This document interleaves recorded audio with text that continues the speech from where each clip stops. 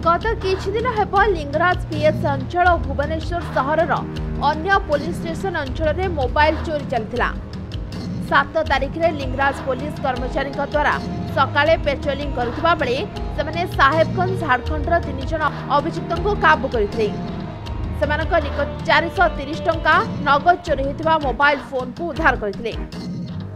भुवनेश्वर विभिन्न अंचल में मोबाइल छड़ाई नहीं स्वीकार कर लिंगराज पुलिस संपृक्त चोरी होता मोबाइल फोन पुनरुद्धार सहित जड़ित अच्छा ट्रेन जोगे से भुवनेश्वर आसवाक पड़ो और मोबाइल फोन चोरी करने से समस्त चोरी मोबाइल को बांग्लादेश को पठाइबा पड़े से निजे ही स्वीकार कर 7/12/2024 भोर सकाल 5टा बेलू आमर लिंगराज थाना सब इन्स्पेक्टर पूर्णचंद्र मल्लिक एवं टीम पेट्रोलिंग बाहरी थे जेहेतु आमर सहर विभिन्न अंचल चोरी छिनताई होची तो पेट्रोलिंग करुला बेले प्राय सकाल 8टा घंटा बेलू से विशेष सूत्र खबर पाइले 3 जन युवक से गोटे जगह आम सामतरापुर माँ भुआसणी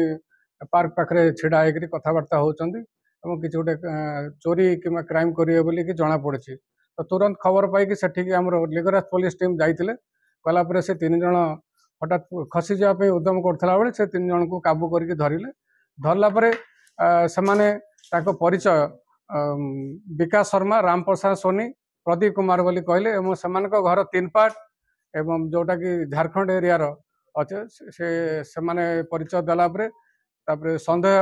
सन्देह हवा पकेट रू एवं अंटारू प्राय 17 गोटी मोबाइल रिकवरी करागला रिकवरी कलापर से कौन मोबाइल कौन सठिक तथ्य से दे पारे एवं से आडमिट कले जे से विभिन्न केस रे माने से भुवनेश्वर से चोरी छिनताई मोबाइल गुड़ाक एवं कलापर से आहरी 2 दिन से रही मोबाइल किसी कलेक्शन कलापर से झारखंड गलापर